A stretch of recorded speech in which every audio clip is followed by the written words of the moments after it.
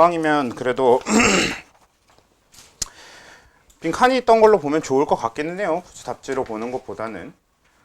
답지로 보이면 거기 답도 적혀 있고, 안 그래도 너네 어차피 좀 이따 선생님이 설명할 건데 하면서 그냥 뇌를 안 쓰고 내가 뭐라고 말하는지 듣기만 하는 사람들이 여긴 없을 거라고 믿지만 그래도 있을 수 있잖아요.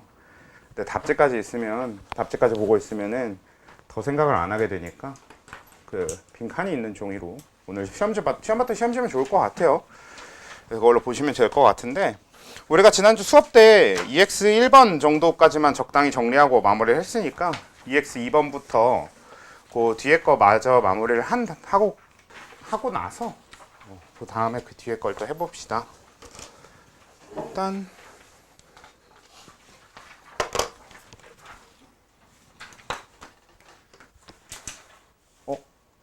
뭐야? 되네. 자,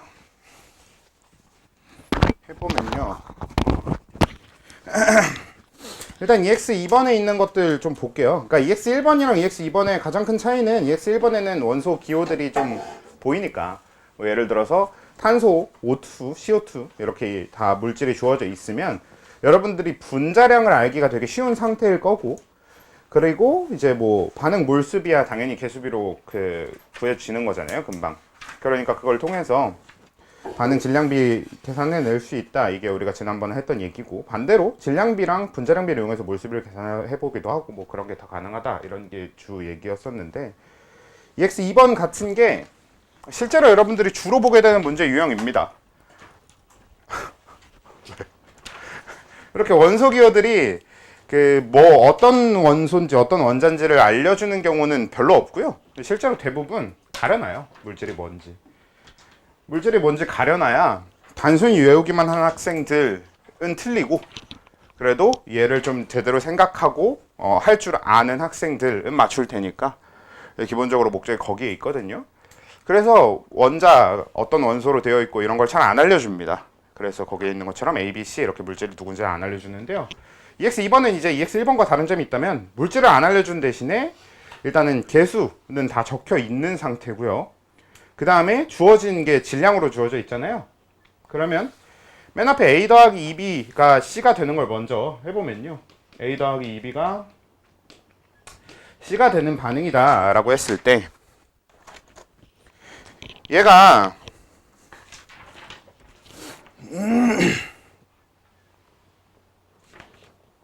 A가 38g이라고 주어져 있는데, 우리가 평소 같으면 이 38g인 걸 이용해서 몰수부터 구하면 편해요. 그러니까 예를 들어서 EX 1번에서는요, 우리 C 더하기 O2가 CO2가 되는 요 앞에 반응식에서 주어지는 게 48g, 128g 질량이 주어졌었잖아.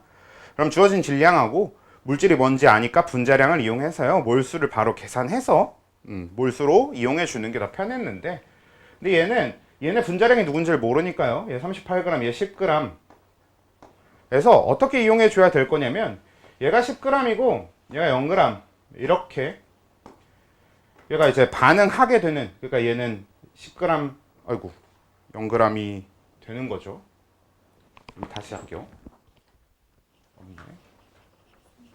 그러니까 여기가 10g이 돼야 되는 거고 얘가 0g이 돼야 되는 거잖아요. 그래서 이렇게 될 때, 그럼 얘는 10g이 되기 위해서 28g이 사라져야 되는 거고요. 그리고 얘는 10g에서 0g이 되기 위해서 10g이 사라져야 되는 거잖아요. 그러면 반응물에 사라진 총질량이 38g이거든? 그러면 어디로 가야 돼? 이게 다? 그렇죠. 생성물이 돼야 되는 거지. 그래서 C가 38g이 생성되었다가 돼야 됩니다. 이걸 우리 원래 얘기하던 다른 말로 표현하면 뭐예요? 질량 보존의 법칙. 이거는 우리 화학 이전에 다루던 얘기잖아요. 그렇죠? 질량은 항상 보존돼야 돼. 그러니까 결국 원소의 종류도 다 보존돼야 되는 거고요. 원자의 개수도 다 보존돼야 되는 거거든. 그러니까 질량도 다 보존돼야 되는 거라서요.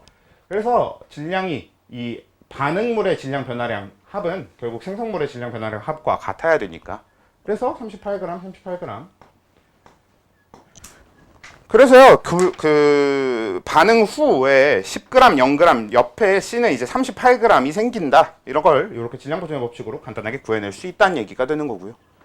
그럼 이 물질에서 주어진 조건들을 이제 정리를 해보면, 반응 몰수비는 알 수 있어요. 반응 몰수비 어떻게 알 수 있냐면 개수비가 1대 2대 1이기 때문에 그대로 사용해주면 되는 거죠.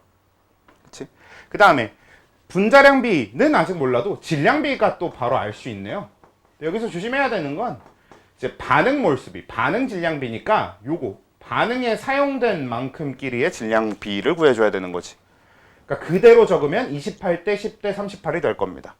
물론 이제 그냥 쓰진 않고 약분해서 적읍시다. 14대 5대 19 이렇게 되겠지. 그래서 반응 질량비 구하고 반응 몰수비를 구했어. 그럼 우린 이걸로부터 뭘 구해낼 수 있어요? 분자량비를 구해낼 수 있잖아. 우리가 지난 수업의 마지막에 정리했었던 내용이 뭐였냐면 몰수는 분자량분의 질량 이거니까 그래서 우리가 몰수 B는 분자량 B분의 질량 B가 그대로 성립해야 된다라는 이야기를 했었던 거잖아요. 여기서도 마찬가지로 똑같이 이용해 주려면 질량비랑 몰수비를 알고 있으니까 분자량비를 구할 수 있겠네요. 어떻게 하면 돼요? 저거 바꾸면 분자량 B를 구하려면 분자량 B는 이 될 거고요. 그건 몰수비분의 질량비가 되지 않겠어요?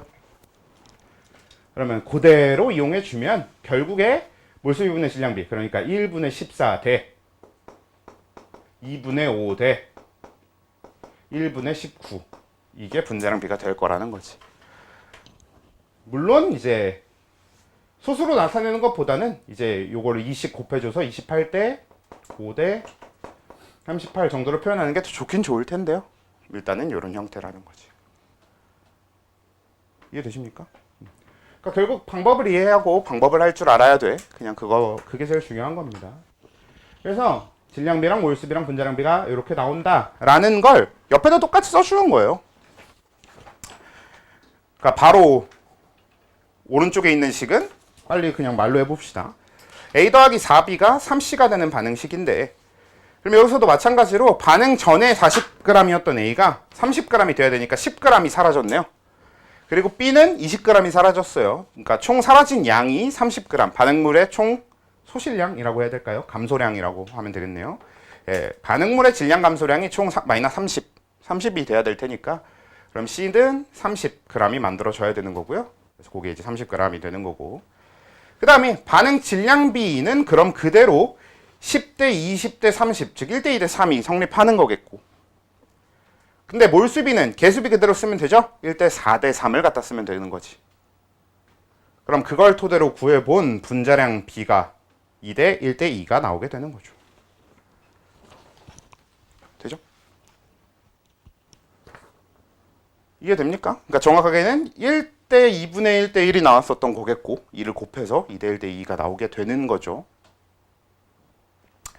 됐죠? 그 다음에 A 더하기 B가 2C 더하기 D가 되는 마지막 거는 결국은 이제 결은 다 앞에 두 개 하는 거랑 똑같이 하면 되는데 얘는 이제 A가 사라진 게 10g이고 B가 사라진 게 20g이야. 근데 그 중에서 C가 생긴 게 20g이니까 D는 10g 생겨야 되겠죠. 그러니까 결국 반응 전의 총질량과 반응 후의 총질량이 같아야 된다는 얘기니까 반응 전의 총질량이 35g이라면 반응 후에도 총 35g이어야 돼요. 그러면 D가 10g이어야 되는 거지. 그럼 질량비, 몰수비, 분자량비 이용해서 구해주면 되는 거지. 그렇죠? 그래서 EX 2번은 그렇게 분자량 B를 구하는 연습 이게 이제 최종적인 목표였습니다. 사실은 우리가 제일 많이 사용하는 게 요거예요. 그러니까 반응식에서 이런 개수나 다른 주변 조건들을 이용해서 어떤 물질의 분자량을 구해내는 거 이게 굉장히 많이 하게 될 계산이거든요. 여러분들이 정말 많이 하게 될 계산이라서 예, 요걸 보고 가는 거고요. 그 다음에 EX 3번 볼게요.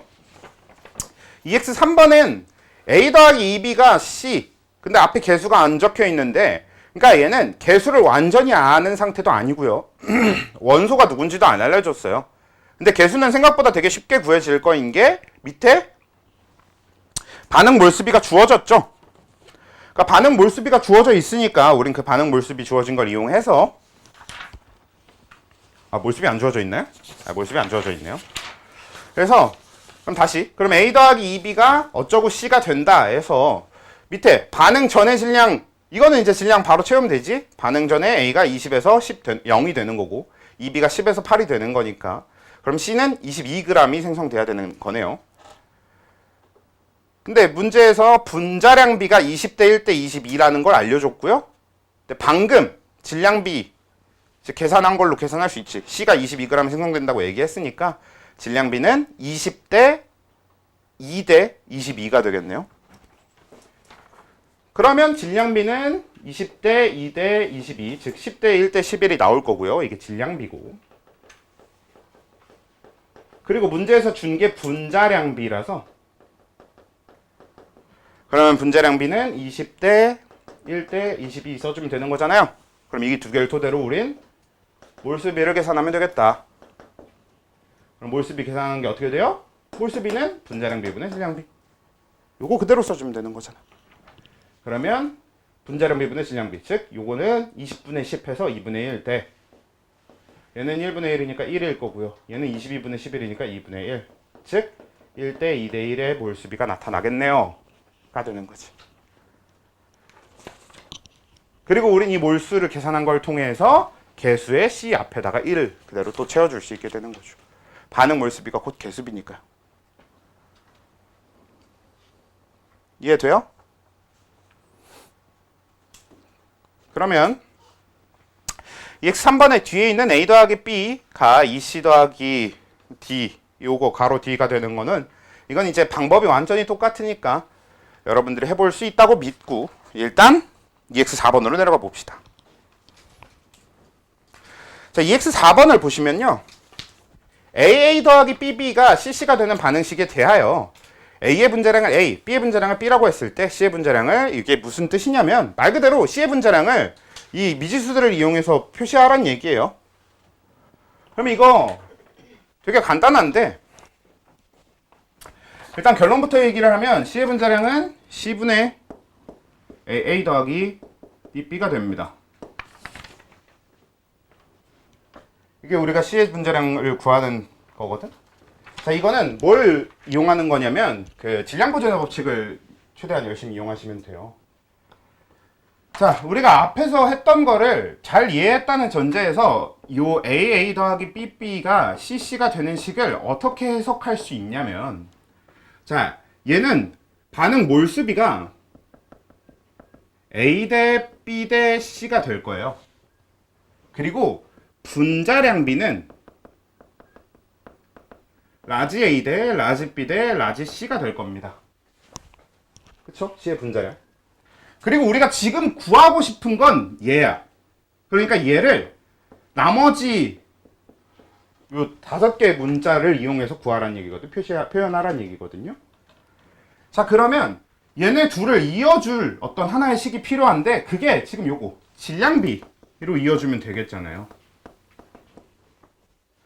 그럼 우리가 질량비를 통해서 얘네들을 연결해 주려면 식을 어떻게 바꾸면 돼요? 질량비는 몰수비 곱하기 분자량비, 이렇게 표현할 수 있는 거죠. 즉 얘는 AA 대 BB 대 CC가 될 겁니다. 그쵸?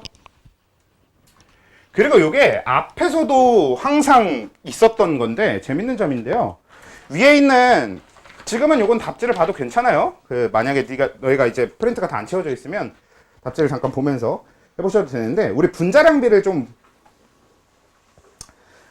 질량비를 보면요, 재밌는 점이 EX 1번의 첫 번째 식도 질량비가 3대 8대 11이고 두 번째 식이 11대 40대 33대 18이었거든. 근데 첫 번째 식에 보시면요, 반응물의 질량비가 3하고 8이죠. 그걸 더한 게 생성물의 질량 11과 같죠? 근데 이게 아까 우리가 이미 한 얘기야. 뭐냐면 사라진 질량의 합이 생성된 질량의 합과 같아야 되는 거잖아요. 그치? 그러니까 질량비에서도 결국은 반응물들의 질량비 합하고 생성물의 질량비의 합이 같아야 될 겁니다. 변화량 자체가 같은 거니까. 그치? 사라진 양과 생성된 양이 질량으로 비교했을 땐 같아야 되거든. 그래서 그대로 이용해주면 여기서 여기선 식이 어떻게 성립해? AA 더하기 BB가 CC가 되는 거죠.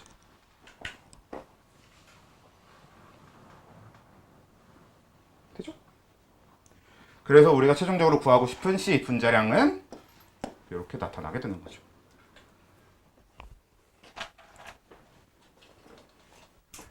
이것도 마찬가지야. 지난주에도 좀 비슷한 얘기를 했었는데 이 식을 그대로 외워서 사용해도 돼. 근데 그때 지난주에 얘기했던 것처럼 저 식을 그대로 외워서 그대로 적용할 수 있고 그대로 적용하는 연습을 하고 그냥 문제만 풀어서 답만 내면 되는 건 맞는데, 근데 우리가 저걸 어떻게 응용을 하려면 이해하지 않으면 힘듭니다. 왜 저렇게 됐는가를 알고 있냐 모르느냐는 되게 큰 차이가 돼요. 조금만 응용해야 되는 상황이 생기면, 조금이라도 응용해야 되는 상황이 생기면 저게 왜 저렇게 만들어졌어를 알고 있는 것과 모르는 건 되게 큰 차이입니다. 그러니까 과정을 좀 이해해 주시고 저걸 저 상태로 외워도 좋고, 사실 과정을 이해했다면 저걸 안 외워도 그만이고. 되죠? 그래서 이렇게 됩니다.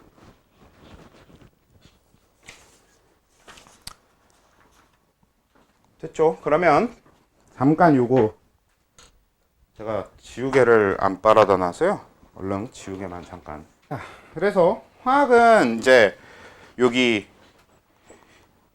1단원의 가장 그 어려운 부분이라고 해야 될까? 사실 화학 전체에서 제일 어려운 부분이 될 수도 있는데 그 부분에 대해서 기본적인 설명은 끝났어요. 그리고 이제는 거의 문제를 푸는 것과 관련된 설명, 문제를 같이 풀어보는 거 이런 게 될 것 같은데, 사실 지금까지 한 것만으로도 조금만 과장하면 수능 문제까지 다 풀 수 있어야 되는 게 맞고요. 근데 물론 당연히 그건 말이 안 되고요. 예. 여러분들이 문제를 풀어보시면 알 텐데 어렵습니다. 아주 상당히 많이 어려울 거예요. 사실 그 지금 너희야 어차피 통합과학 수능이니까 상관없겠지만 사실 그 과학도 그렇고 탐구가 너네 교육과정에서 그렇게 바뀌게 된 가장 큰 이유가 화학 같은 과목일 거예요.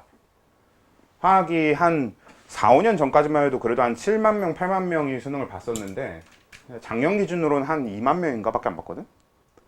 그러니까 화학을 수능을 보는 사람 수가 계속 줄어들면서, 그러니까 계속 이탈이 너무 심하니까 수능에서 화학을 선택하는 학생들이 굉장히 불리해져. 화학이 공부가 쉬운 과목도 아닌데. 그래서 이제 지금 너희 교육과정이 그렇게 만들어진 거거든? 사실 그 전년도, 그 전에도 계속 그랬던 거지. 그래서 그런 선택 과목 간의 유불리를 없애겠다 이런 게 이제 일단은 표면적인 의도였으니까 여러분들 교육과정에. 그래서 그런 건데, 그러니까 이 얘기를 왜 했냐면 원래 되게 어려워요. 근데 그래도 이제 여러분들이 그 되게 어려운 것까지는 안 풀어도 된다고 생각은 하는 건 당연한 거고 맞는 건데, 근데 진짜 고점이 너무 높아서 한 중간 단계 문제만 갖다 놔도 꽤 어렵습니다. 사실 상당히 어려운 편에 속해요. 그래서 당장에 그냥 여러분들이 문제를 풀면 문제가 잘 풀릴 리는 없을 거예요. 근데 그래도 제가 그냥 나서서 먼저 문제를 쭉쭉 풀어드리는 것보다는 그래도 한 번은 여러분들이 좀 그냥 풀어보고, 뭐 풀어보라고 말씀드렸는데 안 풀어오면 그건 뭐 내가 어떻게 할 수 있는 건 아니지만 그래도 일단은 풀어볼 시간을 좀 가질 수 있게 수요일까지 그냥 숙제를 좀 내드리려고 해요. 많이는 아니고 좀만 내드리도록 할게요. 그래서 수요일까지 우리 완자를 숙제를 좀 내드릴 거고요. 그 숙제는 어떻게 생각하시면 되냐면요, 여러분들이 그 완자 1단원을 보면 책이 있으면 책을 지금 보셔도 되고요. 책이 없으면 제가 대충 보여드릴게요. 그 여기 완자 1단원 보면 1단원에 제일 처음에가 화학과 우리생활 해갖고 여기 내용이 있는데 요걸 우리가 안 하고 바로 여기 2번부터 한 거거든요. 그리고 우리가 2번의 내용을 다 했어요. 근데 2번 전체가 숙제긴 해요. 그러니까 요 1단원에 요 소단원 두 번째가 숙제긴 해, 전체가 다. 근데 어차피 우리가 수업 한 타임 안에 이걸 다 정리할 생각은 아니거든요. 그러니까 웬만하면 골라서 몰에서도 좀 골라서 하고 화학반에서도 좀 골라서 하고 해서 다 정리하면 좋긴 좋은데, 뭐 한 번에 다 정리하려고 하면 너네가 한 번은 그 여기까지 다 풀어보고 와야 되는 게 되니까 너무 풀어봐야 되는 양도 많고 하잖아요. 그래서 일단은 숙제는 여기까지인 걸로 하고요. 만약에 저는 시간을 그렇게 많이 못 쓸 것 같아요 하시면 적어도 요 몰, 그러니까 요 1-2에 1이 몰이고 2가 화학 반응식이거든요. 그래서 요 1의 몰, 요 정도는 좀 해오십시오. 그러니까 우리가 수요일날 적어도 몰은 다 정리를 할 거예요. 그리고 좀 여러분들이 화학 반응식도 대부분 다 해왔고 하다 그러면은, 그리고 우리 수요일날 수업할 때 시간이 좀 넉넉하다 싶으면은 화학 반응식 쪽도 할 겁니다. 그래서 그러니까 미니멈은 몰까지는 해보는 거, 몰까지 풀어오는 거고요. 그리고 맥시멈 해서 화학 반응식까지 그냥 풀어와도 좋고, 이렇게 되고, 오늘은 그래서 여기 문제를 같이 푸는 것보다 그냥 뒤에 진도를 먼저 좀 나가겠습니다. 오늘은 뒤에 이제 진도를 이어서 좀 나가 볼 건데,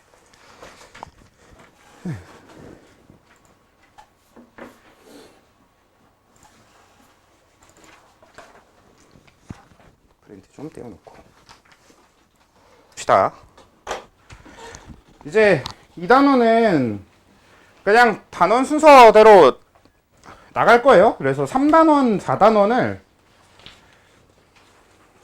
원래는 1단원 뒤에 3단원, 4단원을 좀 붙여볼까 했거든. 3단원, 4단원이 어렵고 2단원이 좀 쉬워요. 그래서 2단원이 상당히 쉽고 그에 비해 3, 4단원이 되게 어렵고 이런 파트다 보니까 그냥 1, 3, 4단원 좀 어려운 파트 위주로 먼저 할까 했는데, 근데 그냥 2단원을 차라리 우리가 진도를 좀 나가면서 1단원 문제를 좀 같이 푸는 게 차라리 지금은 더 좋다 싶어서요. 그래서 2단원을 바로 연결을 해서 나갈 건데, 화학에서 쉽다 어렵다는 어떻게 구분되냐면요, 화학에서 쉽다는 건 내용적으로 개념적으로 공부할 게 적고 내용적으로 개념적으로 쉽다는 얘기입니다. 대신 문제가 더럽게 어렵다는 뜻이 되는 거고, 반대로 화학에서 어렵다, 아니 쉽다라고 하는 단어다. 쉽다라고 했냐 방금? 아니지. 그러니까 화학에서 어렵다는 단원들이 개념이 쉽고 문제가 어려워요가 되는 거고, 화학에서는 그래서 대신에 쉽다라고 얘기하는 단원들은 보면요, 문제는 되게 쉬워요. 그러니까 개념을 확실히 알고 있다, 그럼 문제가 그대로 연결되는, 그러니까 약간 암기 파트라고도 어떻게 보면 얘기할 수 있는 그런 내용이긴 하거든. 근데 대신에 그런 단원들이 공부할 내용 자체는 훨씬 많습니다. 그러니까 문제 난이도가 간단하다 대신에 외울 거, 공부할 건 훨씬 많다. 개념적으로도 좀 더 복잡할 수 있다. 이런 단원이 되는데, 그래도 너무 여기는 개념이 엄청 어렵지는 않은 게, 일단은 제일 먼저 다루는 주제가 결합이에요. 화학 결합. 그래서 일단 우리 화학 결합하면 뭐가 있어? 여러분들이 알고 있는 화학 결합? 그렇죠. 이온 결합이 있죠. 이온 결합 말고 또 뭐가 있는데? 예, 공유 결합이 있고 또 뭐가 있죠? 그쵸. 이온, 공유, 금속. 얘가 이제 화학 결합하면 나와야 되는 것들이죠. 그 다음에 혹시 또 아는 거 있어?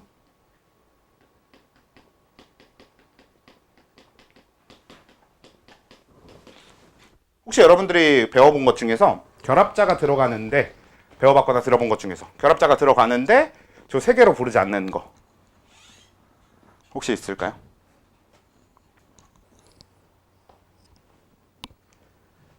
없으면 오히려 괜찮아요. 별로 크게 상관은 없어요. 나중에 여러분들이 2학기 때나 아니면은 3학년 때 다루게 될 내용으로 수소결합이라는 게 있어요. 수소결합은 차라리 지금은 아예 모르는 편이 낫습니다. 왜냐면 수소결합은 화학결합이 아니거든요. 근데 화학에서 다루는 결합일 뿐이지 얘는 이제 화학결합은 아니라서 우리는 이제 이렇게 세 가지 결합만 다룰 거고, 그래도 이 세 가지에 대해서 여러분들이 알만한 정보들 위주로 먼저 정리를 하고 가봅시다. 뭐 금속결합, 이온결합, 공유결합 아는 거 뭐 있어? 보통 그래도 가장 많은 학생들이 기억하고 있고 대답하는 게, 금속결합은 금속과 금속 간의 결합, 이온결합은 금속과 비금속의 결합, 그리고 공유결합은 비금속과 비금속의 결합. 이 정도는 되게 많이 얘기한단 말이야. 그래서 그 포인트도 그대로 가져올 거긴 합니다. 얘가 금속결합, 얘가 이온결합, 얘가 공유결합. 근데 여러분 금속 비금속 구분할 줄 아시죠? 구분할 수 있지? 한번 해보자. 주기율표. 아이고.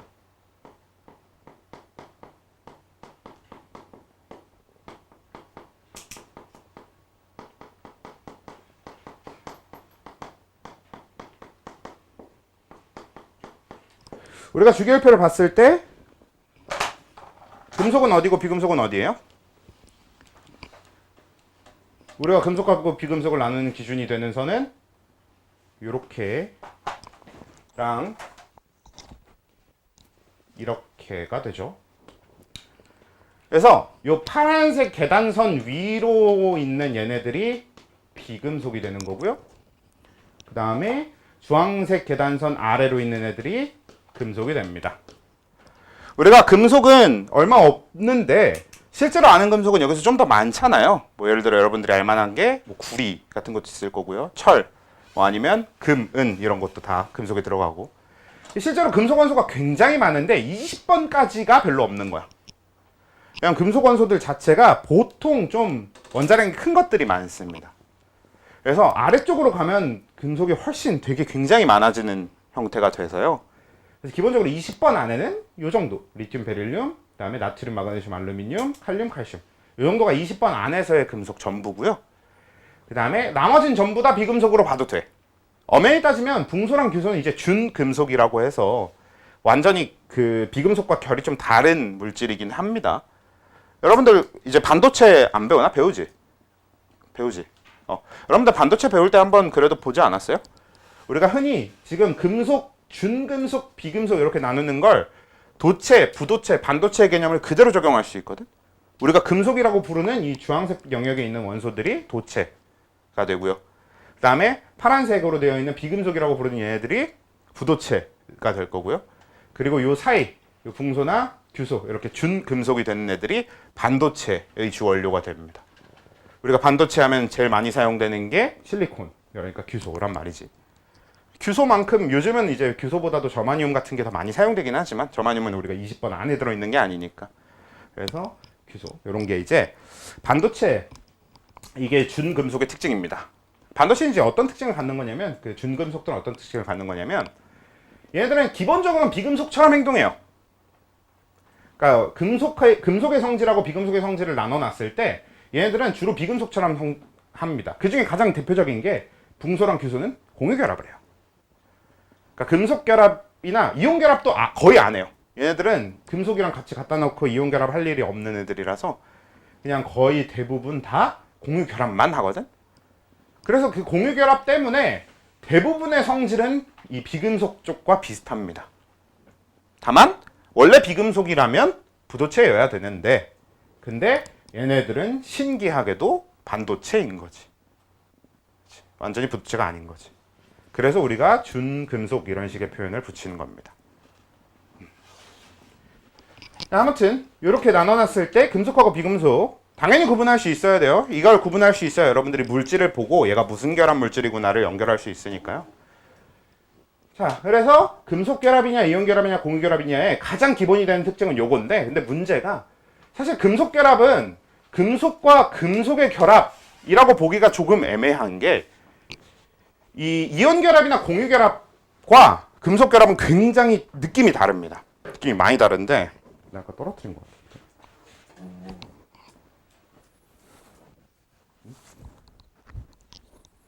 나 따라온 지우개 어딨냐?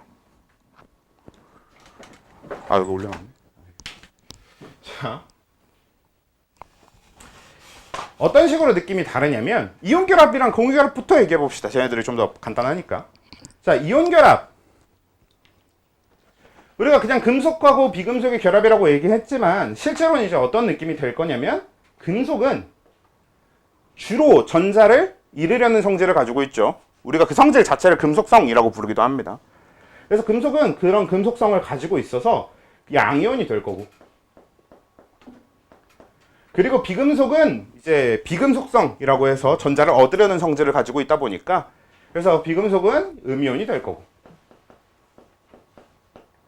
그러니까 전자를 잃으려는 애와 전자를 얻으려는 애가 하나는 얻고 하나는 잃고 하나는 얻어서 플러스를 띄고 마이너스를 띄고 이렇게 되면, 그 플러스를 띄게 된 양이온 자체와 마이너스를 띄게 된 음이온 자체가 서로 정전기적 인력을 갖게 된단 말이야.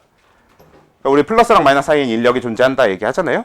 그래서 그 인력에 의해서 결합하는 게 이온 결합이라고 하면, 공유 결합은 어떻게? 그냥 비금속, 즉 전자를 얻고 싶어하는 애들끼리 만나서 나도 전자를 얻고 싶은데 너도 전자를 얻고 싶어? 그럼 전자를 나눠 갖자 하는 게 공유결합인 거잖아. 말 그대로 공유하자가 되는 거잖아요. 그래서 얘네들은 간단하게 그렇게 얘기가 끝나는데, 금속결합은 한번 생각해봐. 금속결합은 전자를 버리고 싶어하는 애와 전자를 버리고 싶어하는 애의 결합이거든. 그럼 어떤 식으로 결합이 이루어질 수 있을까?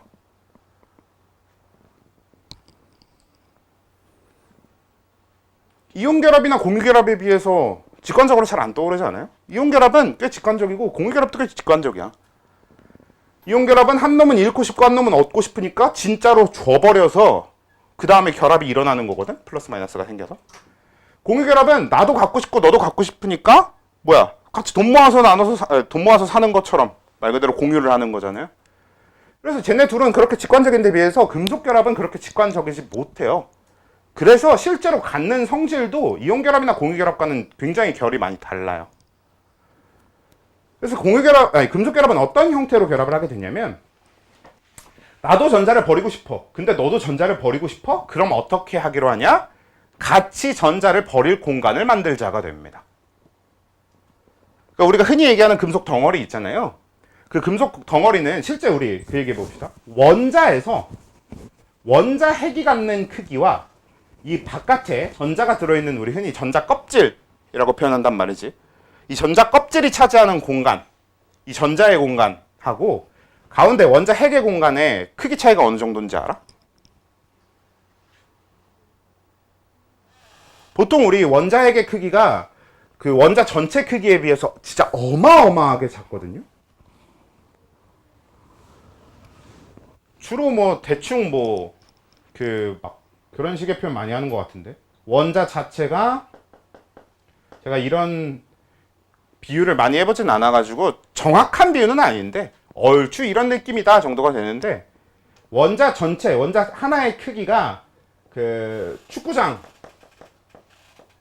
만큼의 크기라면 이 원자 핵의 크기는 거기에 있는 개미 한 마리만큼의 크기도 안 됩니다.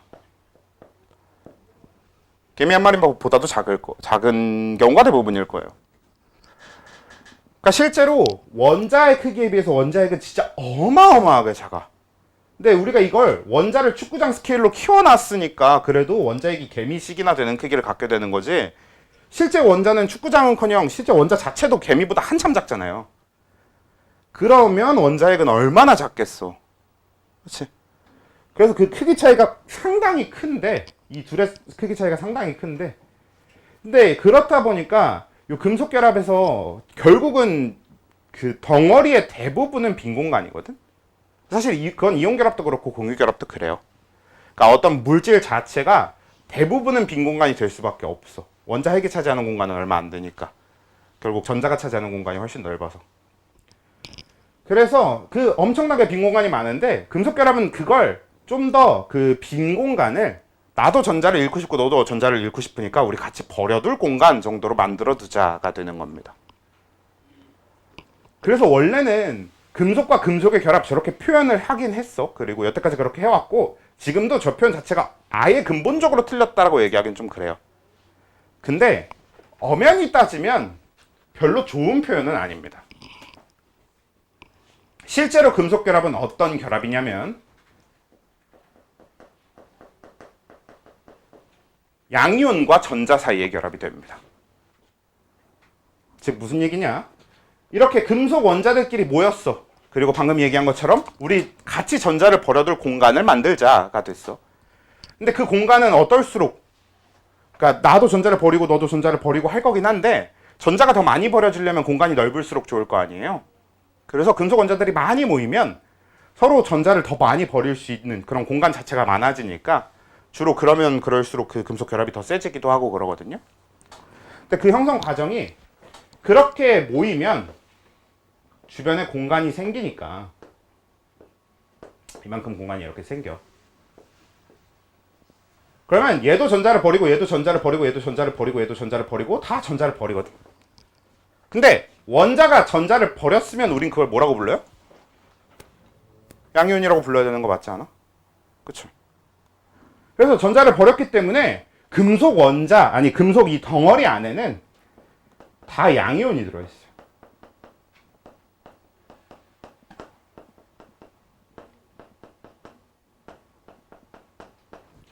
즉 무슨 얘기냐? 이 원자 자체가 전자를 다 갖다 버리는 건 아니고요. 보통 원자마다 전자를 버리는 개수는 정해져 있잖아. 리튬 같은 경우는 전자를 몇 개 버려? 주로 한 개를 버립니다. 그렇죠? 나트륨 한 개, 칼륨 한 개. 이쪽 원소들은 다 한 개를 버리고. 그 다음에 뭐 베릴륨은 전자를 버리면 몇 개 버려? 두 개를 버립니다. 이족이라서. 그리고 마그네슘도 몇 개를 버려?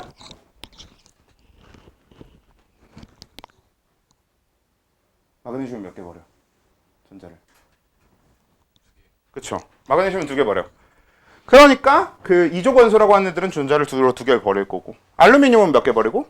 세 개 버려야 되겠고. 그러면 이렇게 모이면 알루미늄끼리 모아놓으면, 그러니까 그 알루미늄들이 이 빈 공간에 전자를 다 세 개씩 던져놓는 거예요. 그래서 Al3 플러스 우리가 알고 있는 그 알루미늄 이온의 상태로 이렇게 쭉 모여있게 됩니다. 근데 왜 내가 아까 얘기한 금속과 금속의 결합이 엄연히 따지면 틀렸다고 얘기를 하는 거냐면, 자, 이렇게 만들어 놓고 나면 사실 양이온하고 양이온은 결합할 수 있어? 말이 안 돼요. 양이온하고 양이온은 둘 다 플러스를 띠는 입자이기 때문에 이 사이에는 청력, 사실 화학에서는 청력이라는 표현을 별로 선호하지 않아요. 화학에서는 주로 반발력이라는 표현을 쓰는데, 그러니까 이 안에는 반발력이 작용하지 인력이 작용하지 않기 때문에 양이온과 양이온은 결합할 수 없거든? 그러니까 금속 원자와 금속 원자가 직접적으로 결합하는 개념이 아닙니다, 사실. 그러면 쟤네들을 묶어놓는 결합력은 어디서 만들어지냐면, 그럼 이렇게 모이잖아? 그럼 얘네들이 전자를 밖에다 버려놨지? 그리고 자기들은 양이온이 됐어. 그럼 이 버려놓은 전자들은 이 안에 빈 공간을 아주 자유롭게 돌아다니거든요. 그래서 우리가 이 전자들을 뭐라고 부르냐면 자유전자라고 부릅니다. 전자와 자유전자는 좀 달라요. 일반적으로 대부분의 전자는 어떤 전자? 원자 핵에 묶여있는 전자입니다.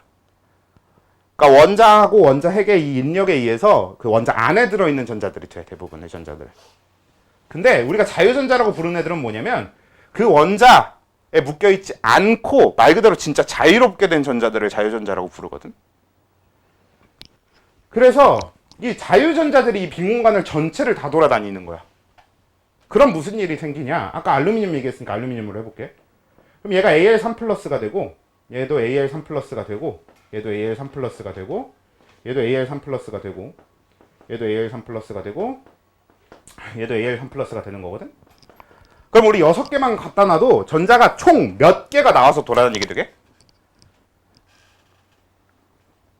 18개가 나와서 돌아다니게 되죠. 그러면 이 18개의 전자가 각각의 양이온과 전부 상호작용하는 겁니다. 돌아다니면서. 그러니까 이 18개가 이 안에서 막 자유롭게 돌아다니면서 얘랑 좀 가까워지면 인력이 더 강해졌다가 얘랑 멀어지면 인력이 좀 약해졌다가 할 거 아니야? 그렇게 돌아다니면서 얘와 이 전자 사이에 인력이 작용하고요.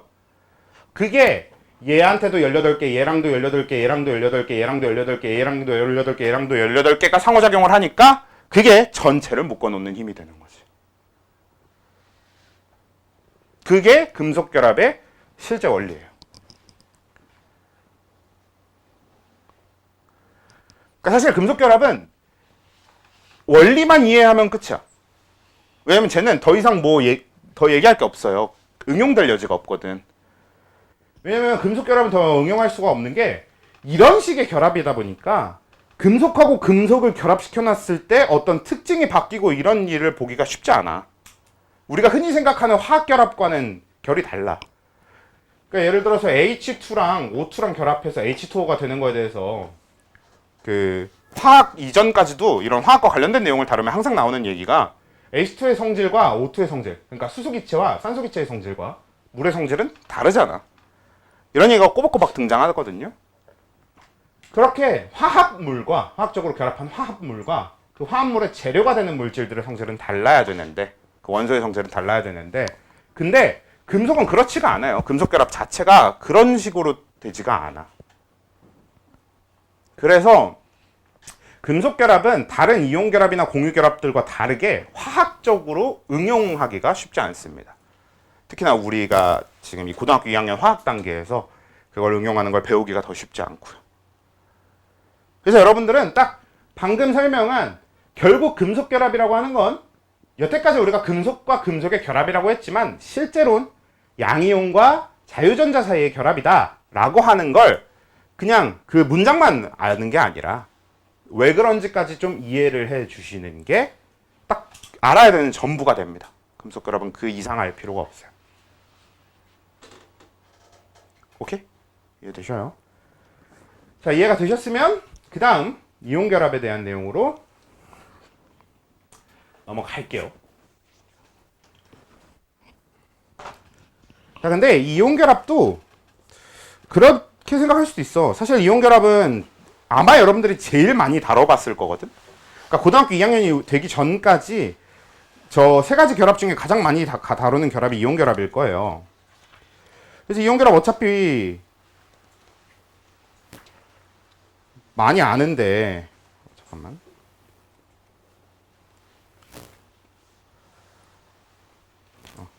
뭘 또 다시 다루나요 하면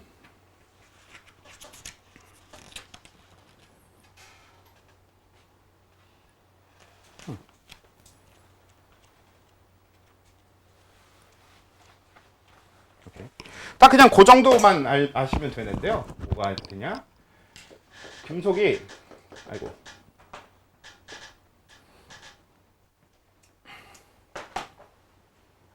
그 이온 결합의 특징으로 전기전도성에 대한 것만 잘 알고 있으면 되거든. 왜냐면 이온 결합은 왜 이온 결합이 형성되는가는 이미 아까 다 정리가 끝난 거잖아. 뭐였어? 전자를 잃고 싶어 하는 애가 있어. 그게 금속이고 전자를 얻고 싶어 하는 애가 있어. 그게 비금속이야. 그래서 그들이 만나면 전자를 너무나 잃고 싶었던 금속이 전자를 버려버리는 거죠. 비금속한테. 그렇게 비금속이 전자를 얻게 되는 겁니다. 그래서 양이온하고 음이온이 한번 형성만 되면요. 양이온하고 음이온 사이에는 당연히 정전기적 인력이 존재하기 때문에 그러니까 플러스와 마이너스니까 서로 잡아당길 거 아니에요. 그래서 그렇게 형성되는 결합이 이온 결합. 그러니까 지극히 물리적인 힘이지만 그냥 화학 결합이라고 우리가 얘기하는 겁니다. 그래서 그냥 그렇게 만들어지는 게 이온 결합이라 쟤는 이제 원리에 대해서 얘기할 건 별로 많지 않거든. 원래는 그 화학 원에서는 좀 더 깊게 다뤘었는데 제가 지금 없어진 게 확실한가 해서 잠깐 다시 훑어봤는데 없어진 게 확실하네요. 좀 간단한 내용 위주로만 다루면 되니까. 오케이. 그래서 그냥 조금만 아시면 되는데 대신 전기전도성에 대해서는 좀 자세히 아실 필요가 있거든요. 우리가 이온 결합 물질의 전기전도성 하면 그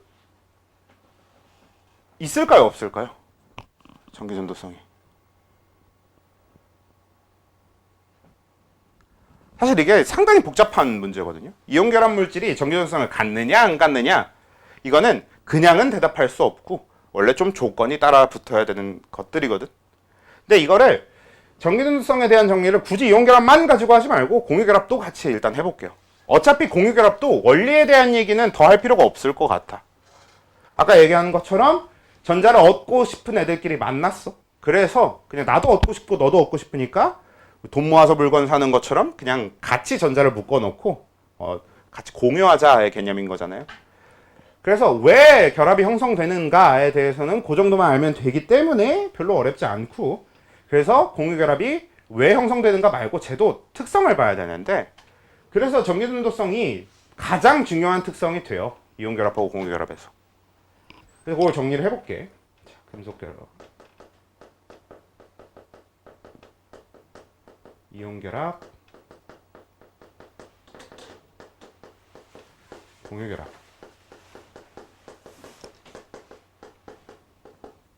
자, 일단 이렇게 나눠놓고 자, 전기전도성이 조건이 좀 많이 붙는다라고 했는데 그 조건 중에 가장 중요한 게 상입니다. 상.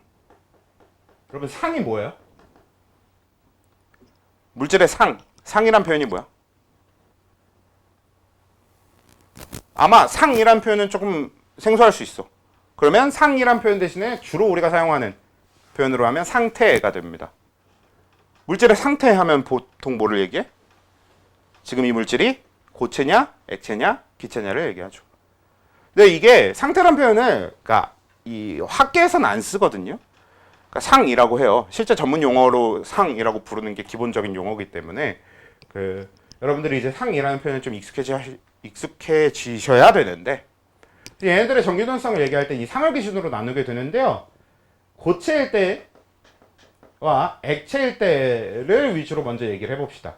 그러니까 고체일 때가 우리 지난번에 해봤죠? 솔리드 이렇게 표현될 거고, 액체일 때는 가로치고 리퀴드 이렇게 표현이 될 겁니다. 그래서 고체일 때와 액체일 때 어떻게 바뀌냐면, 금속 결합은 이미 우리가 알고 있는 것처럼 별로 고민할 것도 없어요. 고체일 때도 액체일 때도 전기가 아주 잘 통합니다. 근데 당연한 게, 우리 방금 금속 결합 다룰 때 어떻게 됐었어? 자유전자라는 게 돌아다니는 애가 금속 결합이었잖아요.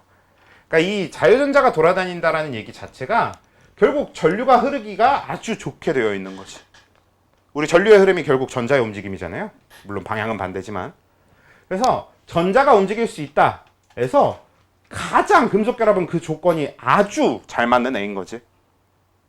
애초에 자유전자라는 게 존재하니까요. 근데 이온 결합 물질은 고체일 땐 전기 전도성이 없고요, 액체일 때만 전기 전도성이 있어요. 이게 좀 재밌는 점인데, 왜 그러냐면 이온 결합 실제 고체 물질은 어떻게 되어 있냐면, 이미 지난번에 한번 그려봤는데, 플러스 마이너스 플러스 마이너스 마이너스 플러스 마이너스 플러스 이렇게 이온들이 서로 이렇게 묶여 있거든. 그래서 그때 어떤 식의 얘기를 좀 했었냐면, 요 가운데 양이온 하나를 갖다 놓고 얘기를 해보면, 이 양이온 하나가 결합한 음이온은 위에 하나, 옆에 하나, 하나 해서, 그리고 앞뒤까지 입체로 가보면 총 6개. 그쵸? 그래서 양이온 하나가 음이온 6개 묶여있는 구조거든요. 그리고 그 옆에 있는 음이온도 마찬가지야. 음이온 하나가 양이온 6개 묶여있는 구조거든. 그래서 이온 결합은 굉장히 강력한 결합이에요. 그래서 그렇게 어마어마하게 강력한 결합이다 보니까 전류를 우리가 흘려주려고 해도 흐를 수가 없습니다. 애초에 쟤네들은 전자가 자유롭지도 않아. 금속 결합처럼 자유전자도 아니야. 그리고 이미 얘네들이 플러스 마이너스를 지니고 있다고 해도, 저렇게 전하를 띠고 있다고 해도 쟤네들이 자유롭게 움직일 수 있지가 않아. 그래서 전류가 흐를 수 없어요가 돼요. 근데 얘는 액체로 바꿔놓으면 전기전도성이 생깁니다. 왜냐? 고체일 땐 얘네들이 다닥다닥 이렇게 붙어있으니까 그런 건데, 액체란 얘기는 여기다 열을 가해서 이 결합을 중간중간 이렇게 끊어주겠다는 얘기거든요. 어떨 때는 완전히 이온 하나만 분리되기도 하고, 뭐 이온이 3개씩만 분리되기도 하고 2개씩만 분리되기도 하고 이러면서 이온들이 중간중간 이렇게 끊어지는 거거든. 이게 우리가 액체가 되는 과정이 되는 건데, 이렇게 액체로 만들어주게 되면 마이너스 입자나 플러스 입자들이 어느 정도 돌아다닐 수 있게 되잖아. 그래서 전기전도성을 갖는 거지. 근데 실제로는 어떤 느낌이냐면, 금속은 우리가 이렇게 금속을 놓고 양쪽에다가 플러스 마이너스를 이렇게 연결해 주잖아요. 그럼 어떻게 돼? 실제로 이 마이너스 쪽에서 플러스 쪽으로 전자가 이동하는 느낌이거든. 정확하게는 얘가 가진 전자가 이 금속 안으로 하나 들어가고, 이 금속이 가진 전자 하나를 얘한테 뱉는 거지만, 뭐 아무튼 결과적으로는 이 전자들이 계속 얘를 채워가고 얘 전자들은 계속 나갈 거고, 그게 지속되면 여기 있는 전자가 얘한테 이동한다고 볼 수 있는 거 맞잖아요. 그래서 금속 결합은 완전히 전자가 이동한다는 개념인데, 이온 결합은 실제로 그렇진 않아요. 그래서 이온 결합 물질은 액체로 만들어 놓고 거기다 전류를 흘려보면 전류가 흐르긴 하거든. 영원히 흐를 수는 없어요. 왜냐면 이온 결합에서 전류가 흐르는 방식은 어떻게 되냐, 여기다 마이너스를 이렇게 꽂아놓고 여기다 이렇게 플러스를 꽂아놓으면은, 그럼 마이너스 쪽에서, 이건 액체여야 되니까 이온 결합 액체, 그러니까 우리 NaCl을 열을 가해갖고 녹여서 거기다 전극을 이렇게 연결하면, 그러면 마이너스 쪽에서는 이 나트륨이 맞구나. 이 마이너스 전극이 전자를 뱉을 건데 그걸 나트륨이 받아요. 그래서 나트륨 이온이 나트륨 금속으로 석출됩니다. 반대로 플러스극 쪽에선, 그럼 얘는 전자가 원래는 들어가야 되는 거였잖아. 그 들어갈 전자를 염소가 대신 뱉어줘요. 그래서 염소가 뱉을 때 염소는 이제 하나씩 뱉어서 Cl이 될 수는 없고 2개씩 뱉어서 Cl2, 이렇게 염소 기체의 형태로 발생합니다. 즉 금속대랑 다른 게 뭐냐면, 금속대는 진짜로 얘 자유전자가 얘 전자가 얘 자유전자로 들어가고 얘 자유전자가 여기 나오고, 그럼 전자가 전체적으로 실제로 이동하는 개념이라서 얘는 이 전원만 연결해주면 영원히 전류가 흐르는 구조거든. 이쪽은 이 안에 들어있는 Na 플러스와 Cl-가 소모되는 구조입니다. 그래서 여기 안에 들어있던 나트륨 이온이 전부 석출되고 여기 들어있었던 염소 이온이, 염화 이온이 전부 기체로 나오게 되면 더 이상 전류가 안 흘러요. 그러니까 어떤 의미로는 우리가 흔히 알고 있는 전류가 흐른다라는 개념은 아닌 거지. 전류를 흐르는 것처럼 연결해 놨다 정도의 개념일 수도 있는 거지. 실제로는 이 사이에 여기서 나온 전자가 얘한테 진짜로 이동하는 게 아니라 여기서 나오는 전자는 딴 애가 받아주고 대신에 얘한테 전자를 뱉어줄 애가 또 따로 있는 거고, 이런 개념인 겁니다. 근데 그 구조가 고체일 때는 안 된다고. 지들끼리 너무 강하게 묶여 있어서. 근데 액체일 땐 가능합니다. 어느 정도 끊어져 있으니까. 이해되죠? 그리고 공유결합은 안 돼요. 왜냐면 공유결합은 그 어떤 결합들보다도 가장 전자가 이 강하게 묶여 있는 결합이거든. 그렇잖아. 가운데 전자를 이제 두 원소 사이에, 두 원자 사이에 가운데 전자를 공유해 놓은 거기 때문에 이 전자는 자유로울 수가 없어요, 절대로. 그래서 가장 전자를 강하게 묶어두는 결합이기 때문에 전류가 흐를래야 흐를 수가 없어. 전자 이동 자체가 불가능해. 일단 여기까지 이해되죠? 자, 일단 여기까지 이해된 상태에서 하나를 추가해 볼 건데 수용액입니다.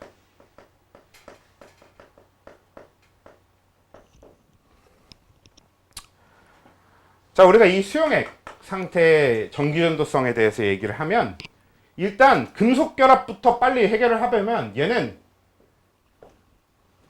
마이너스 표시는 뭔 뜻이냐? 그냥 논의 자체가 불가능해요. 그러니까 X로 생각하셔도 돼요. 안 된다고 생각하셔도 되는데 애초에 금속은 그냥 물에 녹일 수가 없습니다.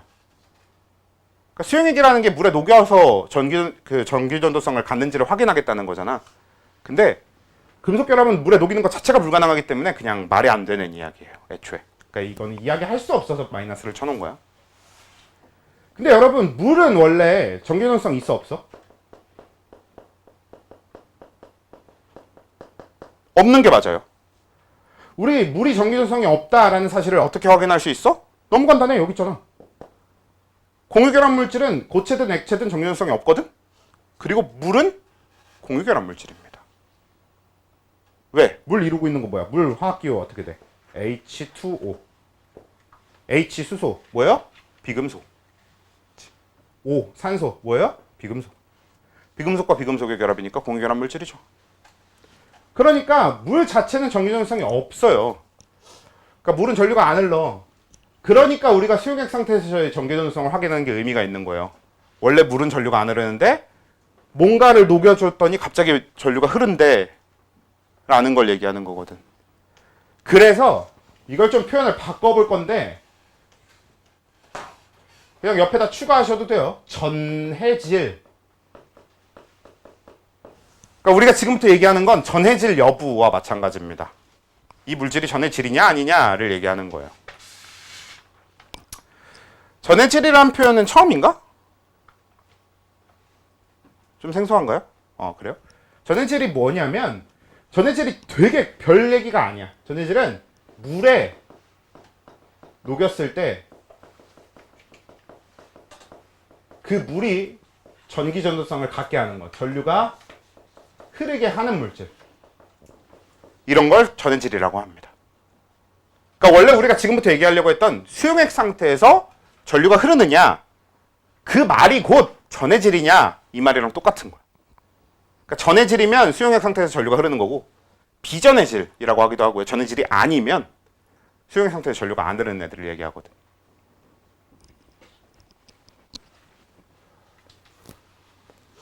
그래서 일단 여기서 결론부터 얘기하면 이렇게 됩니다.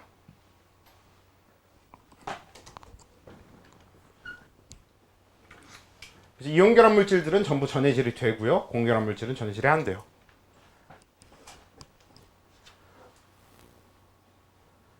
왜냐면 이온결합 물질도 결국 물에 녹여놓으면 플러스랑 마이너스, 저 양이온, 음이온들이 서로 자유로워지거든, 물 안에서. 그래서 아까 액체 상태에서 전류가 흐르던 것과 똑같아요. 물에 녹여놔도 똑같이 전류가 흐릅니다. 그런 방식으로. 근데 공유결합도 마찬가지. 아까 얘기했던 것처럼 전자가 너무 강하게 묶여있기 때문에 그냥 전류가 흐를 수가 없어요. 일단 이런 구조가 됩니다. 그러니까 애초에 전해질이 물에 녹였을 때 전류가 흐르는 물질을 얘기한다고 했잖아요. 이거를 다른 식으로 해석하면 어떻게 해석이 되냐면 물에 녹였을 때 이온이 나오는 물질을 전해질이라고 하는 겁니다. 같은 말이에요. 그러니까 물에 녹였을 때 이온이 나오면 곧 물에 녹였을 때 전류가 흐르게 만드는 거고 그게 곧 전해질이거든. 그래서 이온 결합들이 전해질이 될 수밖에 없지. 되죠? 문제가 하나 있어. 무슨 문제가 있냐면 예외가 있습니다. 그리고 얘도 예외가 있어요. 두 가지 예외를 다 해볼게. 자, 일단 이온 결합 물질 중에 예외. 즉 어떤 거냐? 전해질이 아닌 것들을 얘기하는 걸 거거든요. 이런 애들을 우린 뭐라고 부르냐? 이라고 불러왔어요. 앙금은 배웠잖아. 그래, 앙금이 뭐예요? 앙금 혹은 다른 말로는 침전염이라고도 부르고 앙금, 침전염 다 주로 고등학교까지의 교과에서 주로 쓰는 표현이고요. 제일 많이 쓰는 표현, 이제 학계에서 실제로 사용하는 표현은 불용성염이라고 합니다. 녹지 않는 형태의 염. 지금 이 앙금, 불용성염, 그 다음에 침전염 얘들이 다 공통적으로 갖는 특징이 뭐냐? 물에 안 녹아요. 그러니까 금속대랑 똑같아. 얘네가 전해질이 아닌 예외가 되는 이유가 물에 녹았을 때 이온을 내놓지 않는 게 아니고요. 그냥 물에 안 녹아요. 아예. 그래서 전해질이 아닙니다. 우리가 얘네들이 물에 녹지 않기 때문에 앙금이라는 이름을 써주는 거란 말이지. 앙금은 여러분들이 기억하는 거 대충 그것만 기억하고 있으면 돼요. 물질을 직접적으로 묻지는 않을 거예요. 만약에 묻더라도. 만약에 묻는다면 그래도 하나도 기억이 안 나는데 하시면 AgCl 정도만 기억하고 있어도 아무 문제 없을 겁니다. 아! CeCO3까지. 이 두 개만 기억하고 있어도 크게 문제는 없을 거예요. 아, 전 더 많이 아는데요. 저는 ZNS도 알고 그 다음에 CDS도 알고 많이 아는데요. 좋겠습니다. 많이 알면 좋지 뭐. 네. 많이 알면 좋은 거니까 많이 쓰시고요. PBI2도 되게 많이 쓰이는 앙금 물질이긴 하지. 아이오딘 하나. 앙금은 다른 것도 많이 알고 있으면 알고 있는 대로 좋은데 억지로 지금 일부러 외울 필요는 없을 거예요. 우리가 일부러라도 그래도 외워줄 필요가 있다 싶은 앙금은 이 정도만. AgCl, 그러니까 우리가 염화은이라고 하죠. 그다음 CaCO3, 탄산칼슘이라고 하죠. 두 가지 정도만 기억해 주면 좋겠다. 그래서 이온의 예외는 그렇고요. 공유결합 쪽의 예외가 조금 더 복잡한데 이 예외는 두 가지로 나눠볼 건데요. 첫 번째가 고체나 액체에서 전기전도성을 갖는 경우에 예외가 있어요. 원래는 고체 액체에서 전기전도성이 없어야 되는데 고체 액체에서 전기전도성을 갖는 경우가 있습니다. 그리고 전해질인 예외가 또 따로 있어요. 이 중에 우리 전해질인 것부터 얘기를 해볼게요. 여기 설명이 좀 더 기니까 전해질인 것부터 얘기를 해보면 공유결합 중에 전해질인 거 아는 거 있지 않아요?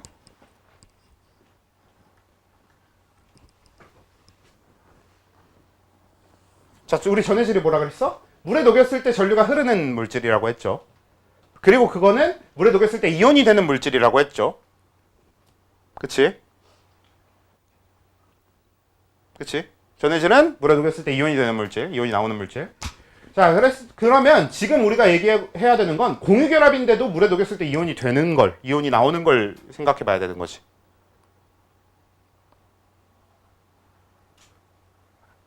생각나는 거 없어? 일단 여러분 NaOH, 자 이거 무슨 성이죠? 염기성을 띠는 물질이죠. 염기가 되죠. NaOH는 염기인데 근데 NaOH는 이온결합 물질이란 말이야. 그치? Na 플러스 양이온과 OH 마이너스 음이온의 결합이에요. 근데 HCl 자, 얘 이온결합이에요, 공유결합이에요? 공유결합입니다. H 수소 비금속이고요. Cl 염화이온 아니죠. 염소 비금속이니까. 얘 공유결합이거든. 얘 물에 녹이면 어떻게 돼?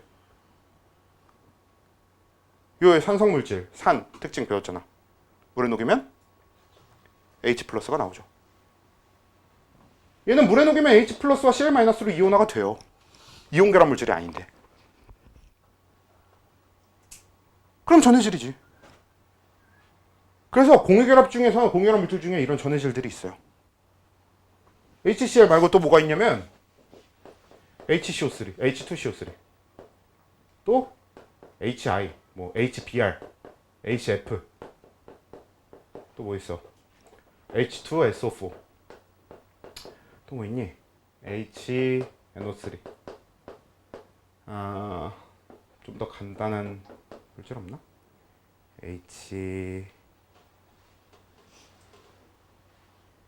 생각나는 게 없네요. 이 정도로 합시다. CH3COH. 다 뭐야? 산. 그렇지. 산은 다 공유결합 물질이거든. 근데 산은 다 공유결합 물질인데도 전해질입니다. 선생님, 염기는요? 염기는 이온결합 물질이잖아요. 염기는 이온결합 물질이라서 여기서 얘기하는 예외가 아니라 그냥 이온결합 여기 예외예요. 대신에 염기 중에도 딱 한 놈이 있어. 공유결합 염기 있는데. 암모니아. 우리 암모니아 NH3 요놈. 얘 물에 녹이면 NH4OH. 암모니아 수의 화학식이죠. NH4OH. 요거는 이온결합이에요. 이건 이온결합이긴 해. NH4 플러스와 OH 마이너스 이렇게 양이온과 음이온이 실제로 처음부터 이온결합을 한 거거든. 요 얘기는 우리 아마 다음 주 수업 내용일 것 같아요. 근데 요 이온 얘 자체는 이온결합이긴 한데 얘를 물에 녹이기 전인 이 NH3 자체는 공유결합이거든. 그냥. 근데 쟤를 물에 녹였더니 저 두 개 이온으로 나눠진다는 얘기잖아. 결국은. 그 얘기가 성립하려면 NH3도 결국 전해질이어야 되네. 공유결합이지만. 그런 얘기입니다. 그래서 NH3 산. 요게 전해질인 공유결합인데도 전해질인 예외들이 되는 거고. 그리고 요 위에 걸 이제 마지막으로 딱 정리해 보면 요게 딱 한 놈인데 흑연입니다.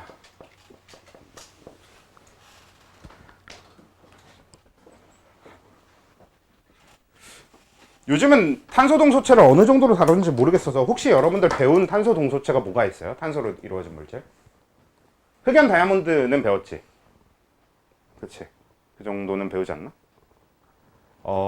그리고 그래핀 배우고 탄소 나노튜브 배우고 그러니까 그런 식으로 지금 나열한 이 물질들 흑연, 다이아몬드, 그래핀, 탄소 나노튜브 뭐 플러렌 이런 애들은 다 탄소로만 되어 있는 애들거든요. 순수한 탄소 덩어리들이야.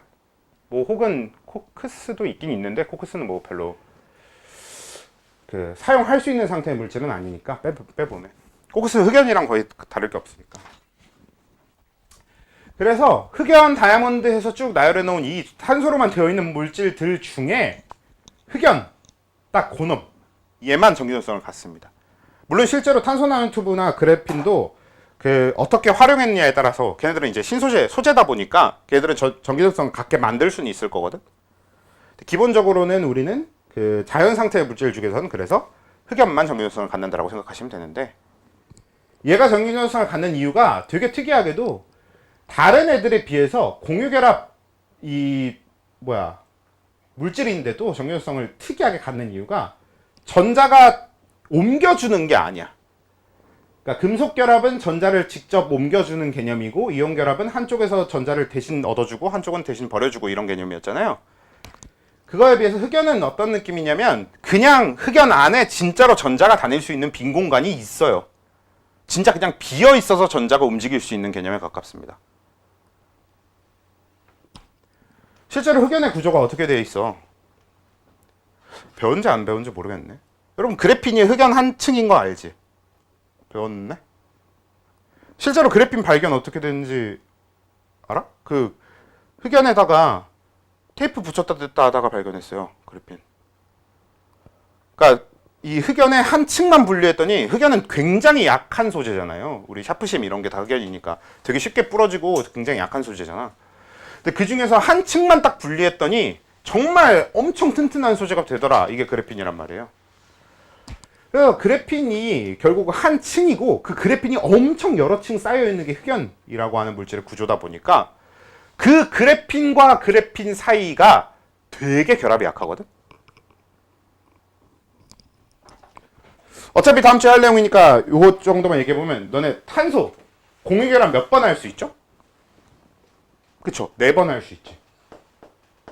탄소는 4번의 공유결합이 가능해요. 왜? 탄소의 가장 바깥쪽 껍질의 전자수, 즉 최외각 전자 혹은 원자가 전자라고 하는데 최외각 전자수가 4개 있어요. 그러면 내가 공유를 할 수 있는 전자수가 4개인 거란 얘기지. 거기다가 플러스 한 껍질의 전자가 몇 개 들어있을 수 있다? 한 껍질의 전자가 몇 개까지 들어간다? 8개. 우리가 옥텟 규칙이라고 한단 말이지. 그 두 가지를 합쳐보면 내가 남한테 공유해 줄 수 있는 것도 4개. 그리고 내가 최대로 채울 수 있는 것도 4개. 그러니까 4번 공유하는 게 탄소한테 가장 적합한 형태잖아요. 그래서 탄소는 4번의 공유결합을 한단 말이지. 근데 그렇게 탄소가 4번의 공유결합을 할 때 흑연은 어떻게 되냐면 주변의 탄소랑 3번만 공유결합을 해요. 그걸로 공유결합이 끝이고 그럼 남은 결합 한 번이 어떻게 사용되냐면 층과 층을 아주 약하게 연결하는 한 0.25 공유결합쯤 되는 아주 약한 힘으로 이 판과 판을 연결하고 있습니다. 거기에 사용돼요. 이 흑연의 남은 공유결합이. 약간 그런 느낌으로 받아들이면 돼. 뭐 실제로는 이걸 물리학적으로 얘기하면 되게 다른 얘기가 되는데 화학에선 그 정도로만 이해하면 돼. 그래서 이 판과 판 사이의 연결이 워낙 약하고 그래서 실제로 이 판과 판 사이가 꽤 공간이 넓거든요. 일로 전자가 다니는 거예요. 대신 그래서 저항이 아주 높은 편이지. 아무튼 저항이 높고 아니고는 그거는 이제 물리에서 할 얘기고 화학에서는 그냥 전류가 흐른다는 사실 자체가 중요한 겁니다. 아, 전류가 흐르는구나. 그냥 우리는 딱 거기서. 그래서 이렇게 기억하시면 되고요. 이온결합하고 공유결합은 한 요 정도 선 안에서만 알면 될 것 같아요. 됐지? 자, 일단은 그렇게 되는데